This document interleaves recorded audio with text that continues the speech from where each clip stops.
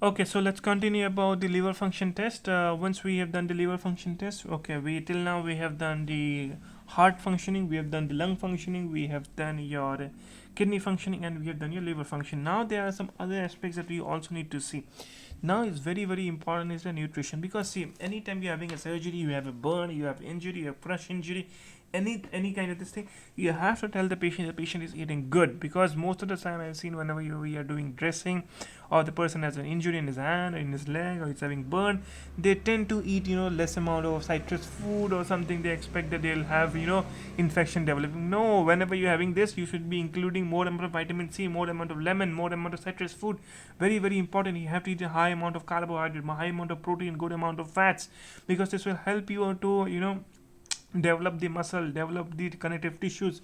Your cells are gone, your cutaneous layers are gone, your skin is gone. It has to regenerate. In order to regenerate, your body needs energy, and this energy will come if you eat good food. So you eat whatever you want to eat good amount of carbohydrate, good amount of protein, good amount of healthy fats. Good amount of protein means you can eat egg, you can eat soya chunk, you can eat pulses, you can eat chicken, you can eat meat, red meat, whatever you want to eat. You have to eat good amount of carbohydrates. You want to eat potato, you want to eat rice, you want to eat pulses, wheat, whatever you want to eat. You want to eat chocolate, have it, because you need energy, right? You want to eat fat, you can eat anything like cheese, butter, what say, you can have dry fruits, you can have the yellow, the eggs, the egg yolks, anything you have to eat. Obviously not in excess amount, obviously you will again end up in cardiology department. So you can eat, and you have to eat good amount. And also very important is, one of the very important things is the motivation, man. If your motivation is not strong, right, if you're not motivated, okay, I'm not going to come out of this hospital, I'm going to die, my leg is gone, my leg is crushed, I'm taking so much of time, these things, this actually impacts you to a very certain level. So that's why the family member support is very important here. Your family, you have to like no matter, man, if even if I'm damaged, I'll recover myself, I'll do hardcore physiotherapy, I'll give it my 100%, I'll give more than 100%, I'll cry, I'll fall down, I'll like limping or whatever, but I'll do my physiotherapy, I'll do whatever the doctors and the nurses and the paramedic teams are saying. I'll do everything, and that's motivation, man. You have to very have to do it. Along with this, you have to see for the age, any extreme age. If the person is very elderly, around 65, 70, obviously everything is becoming weak in that patient, so obviously the outcome and the recovery time will take more time. And if you're seeing in the very young people, young in the sense of very extreme age. Now what I mean by extreme is very small child, 1 year or 1 month or 1 week or 2 years. This is very dangerous condition. That time the outcome is not very good, or it takes a very long time as compared to around 25, 30 year guy who's getting injured, and he will come out very fast and very easily as compared to a extreme age condition. Okay. And one of the very important thing is your previous medical condition, man. If you're having diabetes, and if that diabetes is uncontrolled, I'm sorry to say, if your diabetes is uncontrolled and hypertension is uncontrolled, you're in a very bad shape, man. I saw a patient who are having amputation of the thumb or the great toe, because their random blood sugar is around 600, 550. The HbA1c is 14.9.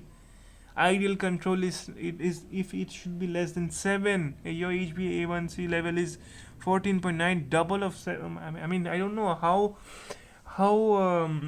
careless sometimes someone can be, man. It's your own body, you have to care for it. If you don't know, go and ask the doctor, take the advice, don't hesitate. And diabetes and hypertension are the one of the, like, the, I don't know, it's the one of the most killer and most subtle, and there's no symptoms, nothing.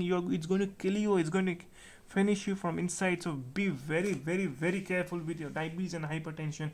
You have to be very careful. First thing, you want to make sure you do not get hypertension and diabetes in the first place, man. If you get it, you have to be extremely careful, because once this thing goes out of the hand, if you're having diabetes down the line, within a couple of years you're going to have hypertension. And if you have hypertension a couple of years back later, you will be having diabetes. And when these two things combines, it's like a It's like every day will be a challenge to survive. You having more chances of infection. You cannot have OT very easily. Operations cannot be done very easily. You're having more chance of infection. The wounds that you will be having, you don't be able to heal properly. It's very, very, very important that you control your hypertension and control your diabetes, blood sugar. Very, very important. And even if you control, you have to do regular monitor. Very, very, very, very important. Okay. And also, in some cases, if you're having autoimmune disorders, in that cases we give you steroids. Now whenever we are giving you steroids, there is no drug like steroid. If nothing works, steroid will work. Okay, and there is no drug as bad as steroids. There is no drug that is having so much of side effect as like steroid, and there is no drug as good as steroid. So it's like a very difficult to balance with the side effect and the advantage. Okay, so side effect is one of the very important side effect is fungal infection, very, very important. And then osteoporosis, very, very dangerous thing. Third thing is having, it will cause you to have a lot of chances of developing infection. Even mild infection can cause you severe, getting sick. You will be prone to getting infection because it is suppressing your immune system.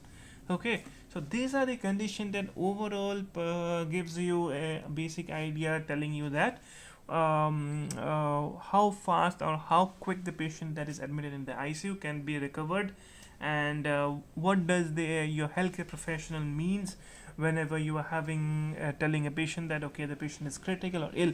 So these are the very important things that summarizes and gives an idea to a doctor or your physician or your paramedic staff to tell you that okay, the patient is critical. So these are the four parameters. Of course we have like hundreds of other parameters, but this is the basic and these are the main overall topics. Obviously we have ABG. Okay, it's very, very, very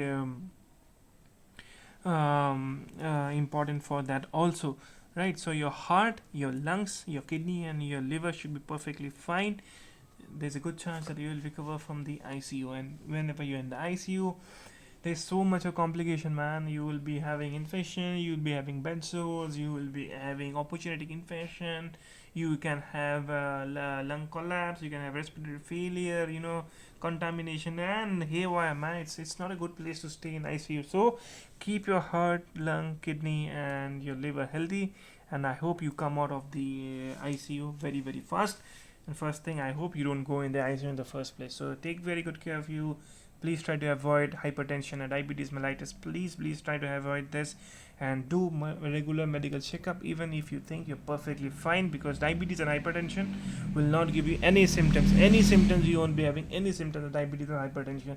In order to have the symptoms, you have to damage your body to very great extent, then you're going to have those symptoms. So waiting for the symptoms to arrive for hypertension, diabetes, it's a very, very, very, very wrong decision. So do your regular medical checkup. If you're perfectly fine, at least once a year you have to do your overall medical checkup. You need to do one CT scan, chest x-ray. You have to do your thyroid function test, you have to do your complete blood profile, you have to do your kidney function test, your liver function test. You have to do your CBC. You have to do a routine urine examination and routine stool examination every day. It's good if you do a routine, abdomen and pelvis USG scan, and also go and meet your doctor. You'll take your blood pressure, you'll need to check your eyesight. Is going to do your overall examination of the patient, overall examination of you, and definitely give you a better life. So thank you so much, and I'll see you in the next video. Bye.